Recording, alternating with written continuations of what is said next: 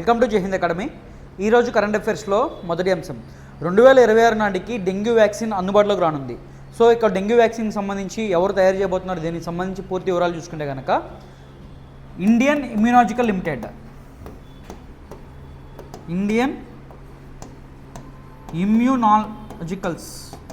Limited ఈ company తయారు చేయబోతున్నారు. దీనికి సంబంధించి డెంగ్యూ వ్యాక్సిన్కి సంబంధించి ఆల్రెడీ క్లినికల్ ట్రయల్స్ నిర్వహించారు. మొదటి ఫేజ్ అనేది విజయవంతమైనది. So second trial, third trial నిర్వహించబోతున్నమాట. దీనికి సంబంధించి కంపెనీ ఎండి చెప్పారనమాట. సో ఈ యొక్క ఇండియన్ ఇమ్యూనాలజికల్ లిమిటెడ్ అనేది నేషనల్ డైరీ డెవలప్మెంట్ బోర్డుకి సంబంధించి సబ్సిడరీ కంపెనీ అనమాట. సో 2026 నాటికి డెంగ్యూ వ్యాక్సిన్ అందుబాటులోకి రానుందనమాట వాణిజ్యపరంగా. సో ఇక డెంగ్యూ వ్యాక్సిన్ అనేది అసలు డెంగ్యూ అనేది ఎలా వస్తుంది, దీనికి సంబంధించి చూసుకుంటే కనుక ప్రధానంగా ఇది ట్రాపికల్ ఏరియాస్లో ఎక్కువగా వస్తుంది. ట్రాపికల్, సబ్ ట్రాపికల్, ఉష్ణమండల ప్రాంతాల్లో ఎక్కువగా ఈ యొక్క డెంగ్యూ వ్యాధి ఎక్కువగా వస్తుంది అనమాట. ఈ డెంగ్యూ వ్యాధికి ప్రధాన కారణం ఏడిస్ ఈజిప్టి మస్కిటో.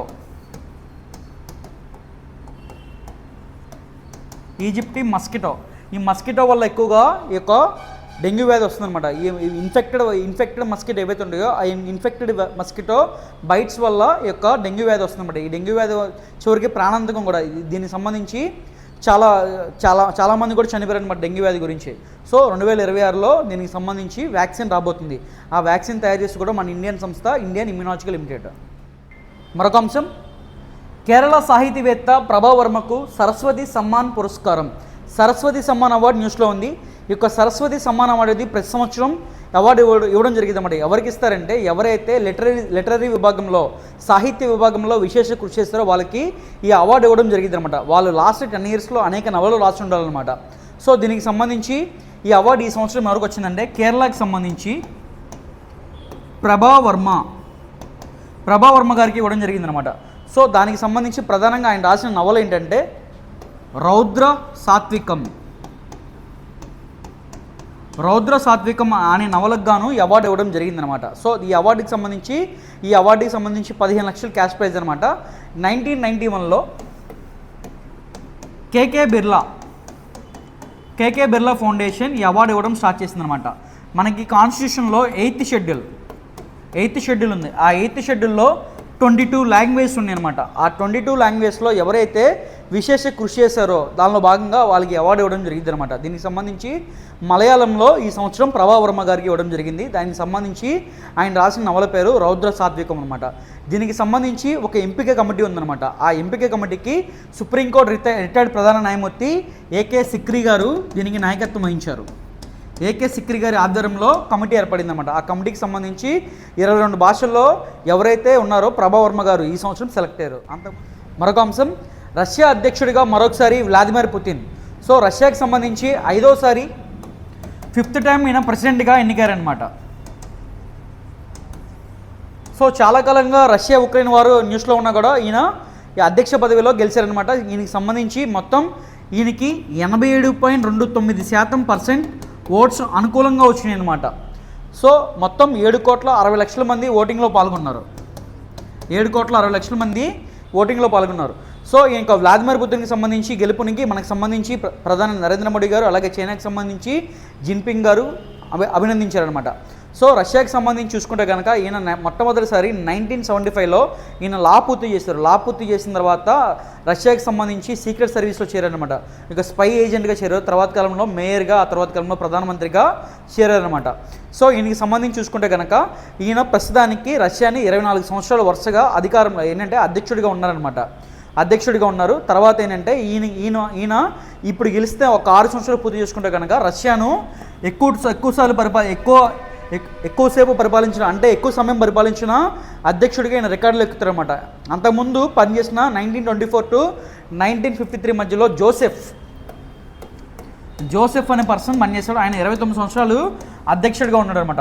ఈయన 6 సంవత్సరాలు పూర్తి అయితే కనుక ఆ రికార్డును అధిగమిస్తారన్నమాట. సో మరొకసారి ఏదైతే రష్యాకి సంబంధించి అధ్యక్షుడిగా వ్లాదిమిర్ పుతిన్ ఘన విజయం సాధించారు. ఆయనకి సంబంధించి 87.29% ఓట్స్ లభించినాయి అనమాట. సో మరొక అంశం, భారత్ యుఎస్ టైగర్ ట్రంప్ ప్రారంభం. 31 వరకు 2 ఫేజ్లో యుద్ధ విన్యాసాలు. భారత్ అమెరికా మధ్యకు సంబంధించి ఏదైతే రక్షణ రంగం మరింత బలోపేతం చేయడానికి కోసం మనం 2019లో 2019లో టైగర్ ట్రంప్ అని చెప్పి ఒక కార్యక్రమం చేపట్టారన్నమాట. ఇది ఇండియాకిను అమెరికాకి సంబంధించి విన్యాసం అన్నమాట, నేవీ విన్యాసం. దీనిలో భాగంగా ఈ సంవత్సరం 2024కి సంబంధించి టైగర్ ట్రంప్ విశాఖపట్నం ప్రారంభం కాబోతుందన్నమాట. 18వ తారీఖు నుంచి ఈ నెల 31 వరకు ఈ ఏదైతే టైగర్ ట్రంప్ ఏదైతే ఉందో రెండు స్టేజ్లో జరుగుతుంది అనమాట. ఫస్ట్ స్టేజ్లో వచ్చేసరికి హార్బర్ స్టేజ్, హార్బర్ ఫేస్, రెండోదరికి సీ ఫేస్. ఈ యొక్క హార్బర్ ఫేస్లో భాగంగా హార్బర్ ఫేస్లో భాగంగా ఎవరైతే వచ్చారో వాళ్ళకి సంబంధించి ఫస్ట్ శిక్షణ సందర్శనం అలాగే క్రీడా పోటీలు నిర్వహించబడతాయి అనమాట. ఇది వచ్చేసరికి 18 నుంచి 25 తారీఖు మధ్యలో.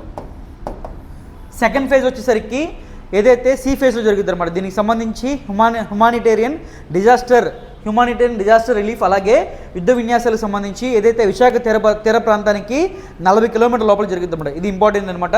టైగర్ ట్రంప్ అనేది ఎప్పుడు ప్రారంభమైందంటే 2019లో ప్రారంభమైందనమాట, ఇండియాకిను అమెరికాకి సంబంధించి. దీనిలో భాగంగా ఈ సంవత్సరం 2024లో ఇక 2 ఫేజులు జరుగుతాయి అనమాట. ఒకటి వచ్చేసరికి హార్బర్ ఫేజ్, రెండు వచ్చేసరికి సీ ఫేజ్. ఇది ఎప్పటి నుంచి ఎప్పటిదాకా డేట్లు కూడా ఇంపార్టెంట్ అనమాట.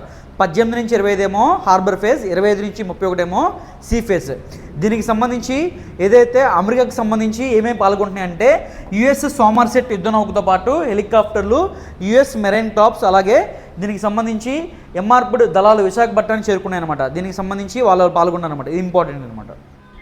మరొక అంశం ఆంధ్రప్రదేశ్ పాయింట్ ఆఫ్ వ్యూలో చాలా ఇంపార్టెంట్ ఏంటంటే బాపట్ల జిల్లా మేదరమెట్ల సమీపంలో 16వ నంబర్ జాతీయ రహదారిపై aircrafts landing trial run నిర్వహించారనమాట. దీనికి సంబంధించి ఒక ఎయిర్ క్రాఫ్ట్ ట్రయల్ రన్ అనమాట. ఇది ఇంపార్టెంట్. ఎక్కడంటే NH16 నేషనల్ హైవే 16 పైన. ఎక్కడంటే మేదరమెట్ల సమీపంలో.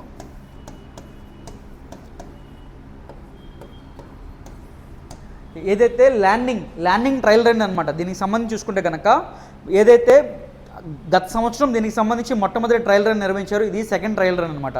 సో NH16 మీద ఏదైతే రేణింగివరం నుంచి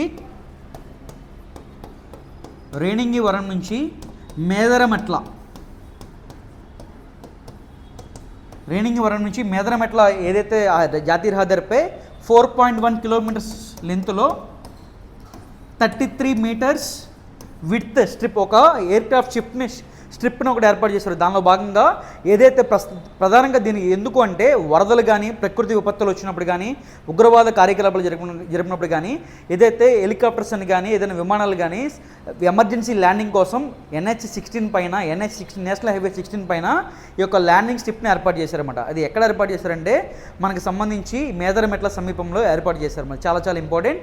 దానికి సంబంధించి ప్రధానంగా చూసుకుంటే కనుక NH16 చూసుకుంటే కనుక మనకి కలకత్తా నుంచి చెన్నై వరకు ఉంటుంది అనమాట. భారతదేశంలో సంబంధించి one of the longest highway అనమాట. మరొక అంశం WFI న్యూస్లో ఉంది. రెజ్లింగ్ ఫెడరేషన్ ఆఫ్ ఇండియా మరొకసారి వార్తలు నిలిచింది. సో ఎందుకు నిలిచిందంటే రెజ్లింగ్ ఫెడరేషన్కి సంబంధించి ఏదైతే రెజ్లింగ్ అడహాక్ కమిటీని దీన్ని రద్దు చేసిందనమాట. ఎందుకంటే IOA international Olympic association wrestling federation మీద బ్యాన్ ఏదైతే ఉందో ఆ బ్యాన్ని ఎత్తివేసిందనమాట. సో దీనికి ప్రధాన కారణం చూసుకుంటే కనుక రెజ్లింగ్ ఫెడరేషన్ ఆఫ్ ఇండియాకి మాజీ అధ్యక్షుడు ఎవరైతే ఉన్నారో బ్రిజ్భూషణ్, ఈ యొక్క బ్రిజ్భూషణ్ మీద ఆరోపణలు వస్తాయి, లైంగిక ఆరోపణలు వస్తాయన్నమాట. దానికి సంబంధించి ఆ యొక్క బ్రిజ్భూషణ్ సంబంధించి ఏదైతే రెజ్లింగ్ ఫెడరేషన్ ఆఫ్ ఇండియాకి రద్దు చేసిందనమాట. ఆ రద్దు చేసి అడ్హక్ కమిటీని నియమించిందనమాట. లేటెస్ట్గా ఇంటర్నేషనల్ ఒలింపిక్ అసోసియేషన్ అనేది అడ్హక్ కమిటీని రద్దు చేసింది. రద్దు చేసి మళ్ళీ తిరిగి WFAకి బాధ్యతలు తిరిగి అప్పచెప్పిందనమాట. సో అది ఇంపార్టెంట్. ఇవి ఇప్పటివరకు ఉన్న కరెంట్ అఫైర్స్ ప్రతిరోజు మీకు జై హింద్ అకాడమీ యూట్యూబ్ ఛానల్లో అందుబాటులో ఉంటాయి. So please like, share and subscribe Jai Hind academy YouTube channel. Thank you.